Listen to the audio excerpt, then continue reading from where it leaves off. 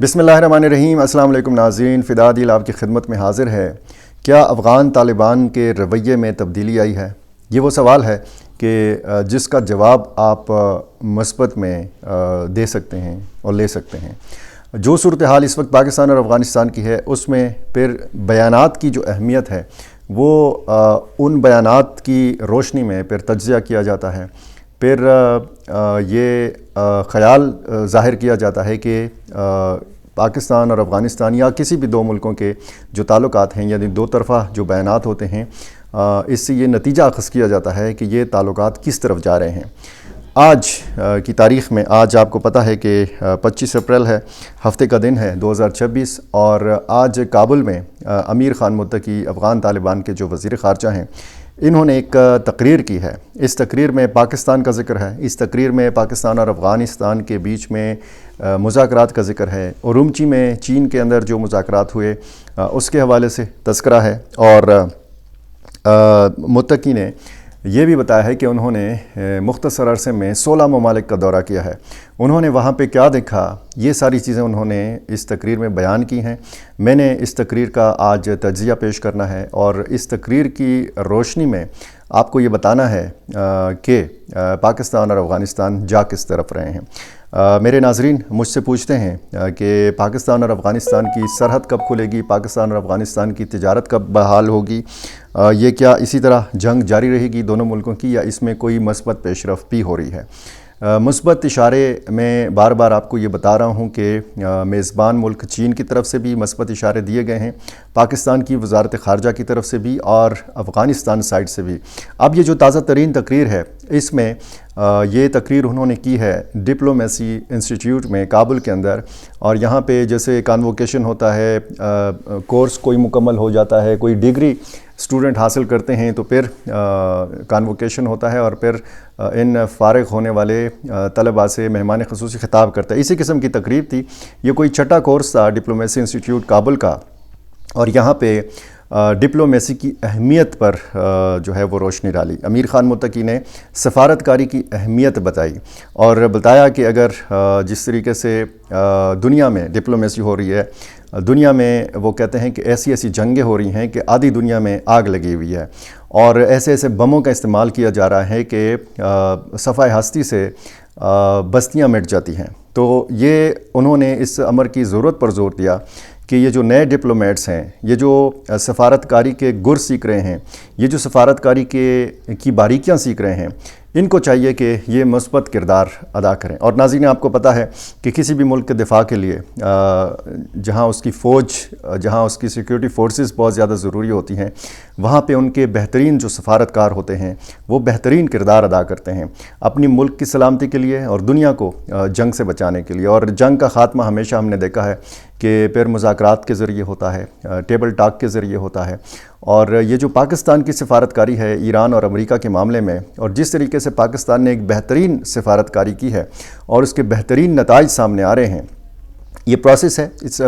پاکستان نے شروع کیا ہے، اسلام آباد نے شروع کیا ہے، اور پچھلی ایک ویڈیو میں نے آپ کو بتایا بھی تھا کہ یہ جو پاکستان کی سفارتکاری ہے، اس کے مثبت اثرات مرتب ہوئے ہیں افغان طالبان کے رویے کے اوپر۔ اب یہ جو تقریر ہے امیر خان متقی کی، اس میں انہوں نے نوجوان سفارتکاروں سے کہا ہے کہ ایک تو آپ یا جو پاکستانی ہیں یا جو افغان نوجوان ہیں، چاہے وہ سیاست سے تعلق رکھنے والے ہیں، چاہے وہ علماء کرام ہیں، چاہے وہ کسی بھی شعبہ سے تعلق رکھنے والے ہیں، پاکستان اور افغانستان کے حساس معاملے میں وہ انتہائی ذمہ داری کا مظاہرہ کریں، اور خصوصاً سوشل میڈیا کے منفی استعمال سے گریز کیا جائے۔ ایسے مخصوص حالات میں کہ جب ہم یہ دیکھتے ہیں کہ پاکستان اور افغانستان کے بیچ میں غلط فہمیاں ہیں، بہت سارے مسائل ہیں، اور وہ مسائل افغان طالبان کو پتہ بھی ہے کہ کس وجہ سے پاکستان، یہ بار بار پاکستان کا یہ موقف ہے کہ افغان سرزمین اس کے خلاف استعمال ہو رہی ہے۔ افغان سرزمین پر پاکستانی ملیٹنٹ گروپس کے لوگ موجود ہیں، یہاں پہ جنگجو موجود ہیں، یہاں پہ ان گروپس کی قیادت موجود ہے، پلاننگ وہاں پہ ہوتی ہے، اور بھرتیاں وہاں پہ ہوتی ہیں۔ تو یہ سارے شواہد، یہ سارے ثبوت، اور اپنا سارا جو اس حوالے سے جتنے بھی شواہد ہیں یہ دیے بھی جا چکے ہیں افغان طالبان کو، لیکن بیچ میں ایسی شدت آئی دونوں ملکوں کے تعلقات میں کہ بات جنگ تک آ پہنچی، اور پاکستان نے آپریشن غضب للحق کا آغاز کیا، جس کے حوالے سے پاکستان آج بھی کہتا ہے کہ یہ آپریشن غضب للحق جاری ہے۔ یعنی پاکستان کے اندر کوئی حملہ ہوگا، اس کے تانے بانے اس کا ثبوت ایسا سامنے آئے گا کہ اس حملے کے لیے افغان سرزمین کا استعمال ہوا ہے یا اس کی پلاننگ وہاں پہ ہوئی ہے یا کوئی حملہ آور وہاں سے جو ہے یہ بھیجا گیا ہے، تو پھر پاکستان اس کا انتقام لے گا۔ پاکستان وہاں پہ جو پاکستانی ملیٹنٹ گروپس کے ٹھکانے ہیں ان کو نشانہ بنائے گا، چاہے وہ ڈرون سے میزائل مارنے کی صورت میں ہو، چاہے وہ فضائی کارروائی ہو، ہیلی کاپٹرز کی کارروائی ہو، جیٹ طیاروں کی کارروائی ہو۔ اور پاکستان نے پکتیا، خوست، ننگرہار، کندہار اور آپ دیکھیں کہ کابل تک یہ بات آ پہنچی تھی کہ وہاں پہ جو ہے یہ